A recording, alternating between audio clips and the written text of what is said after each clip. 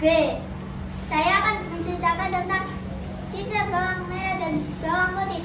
Nah, cerita ini ditulis oleh Filian dan buku ini diambil dari karya Gemilang Utama, Surabaya.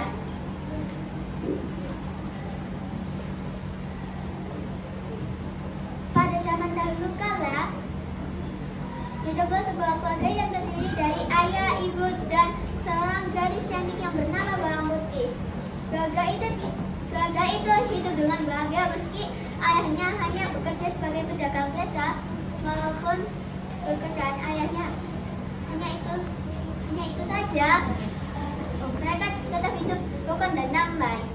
Dan pada suatu hari, ibu Bawang Putih jatuh sakit dan meninggal dunia. Bawang Putih yang mendengarnya pun berduka, apalagi ayahnya. Di desa itu pula tinggallah seorang janda yang memiliki seorang anak yang bernama Bawang Merah. Semenjak ibu Bawang Putih meninggal dunia, ibu Bawang Merah selalu berkunjung ke rumahnya. Dia sering membawakan makanan, membantu membersihkan rumah Bawang Putih, atau hanya sekedar menemani ayah dan Bawang Putih mengobrol. Dan kemudian ayah Bawang Putih berpikir untuk menikahi ibu Bawang Merah. Dan dengan pertimbangan Bawang Putih, akhirnya ayah menikah dengan ibu Bawang Merah. Awalnya ibu Bawang Merah dan Bawang Merah bersikap sangat baik dengan Bawang Putih. Namun lama-kelamaan sifat aslinya pun muncul. Ibu tiri dan Bawang Merah setiap hari selalu memarahi mereka. Memarahi Bawang Putih. Bawang Putih hampir tidak pernah beristirahat. Dia sudah harus bangun sebelum menyiapkan air mandi dan menyiapkan sarapan untuk ibu dan Bawang Merah. Sedangkan ibu dan Bawang Merah hanya duduk-duduk saja. Dan pada suatu hari, Bawang Putih berjalan pergi menuju sungai. Dia bernyanyi-nyanyi kecil dan saat dia mencuci bajunya,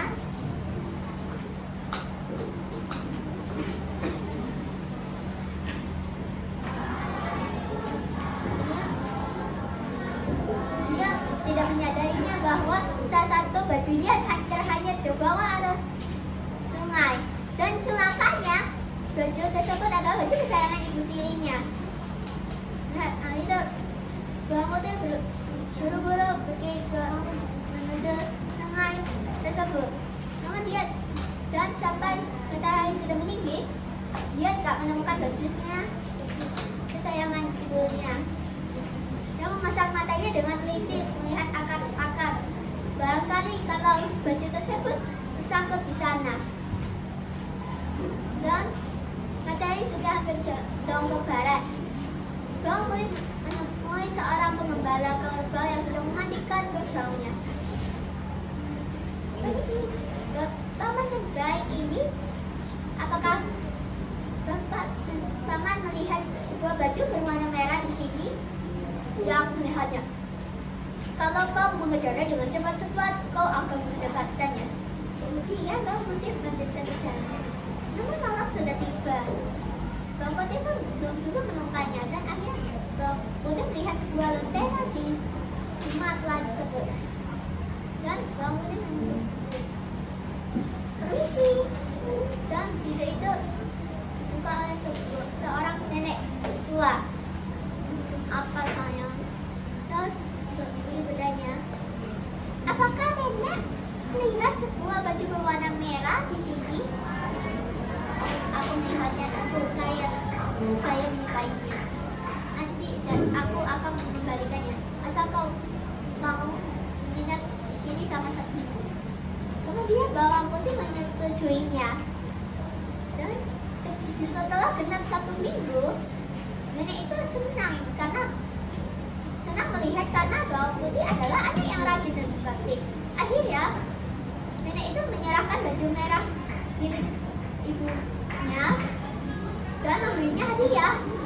Tetapi awalnya bawang putih menolak hadiah buah labu kuning itu. Namun karena nenek tersebut terus memaksa, akhirnya dia memilih salah satu dari labu tersebut. Saya pilih yang kecil saja karena saya takut keberatan membawa labu yang besar. Nah, dan bawang putih berjalan pulang ke rumah dan dia menyerahkan baju merah tersebut kepada ibunya dan dia pergi ke dapur untuk membuat labu itu. Saat dia membelah, dia kaget karena dia melihat labu tersebut kuat, emas dan permata yang sangat amat banyak. Dan ibu tiri dan bawang merah yang melihatnya kemudian merampasnya karena dia tak kaya merampas semuanya. Dan esoknya ibu dan bawang merah pergi ke rumah nenek tua tersebut. Namun kali ini yang melakukannya adalah bawang merah. Dia mengetuk pintu, kemudian nenek itu membukanya. Dan nenek tersebut meminta bawang merah untuk menginap di rumahnya selama 1 minggu. Dan setelah 1 minggu berlalu, nenek itu bukannya senang, tapi terus kecewa dengan bawang merah karena dia itu bermalas-malasan. Kalau ada yang dikerjakan, pekerjaannya itu tak pernah bagus dan karena dia selalu mengerjakannya dengan asal-asalan. Dan bawang merah bertanya, "Hei, di mana labunya? Kan aku sudah menemani nenek selama 1 minggu." Dan akhirnya karena terpaksa, akhirnya nenek tersebut memberinya labu.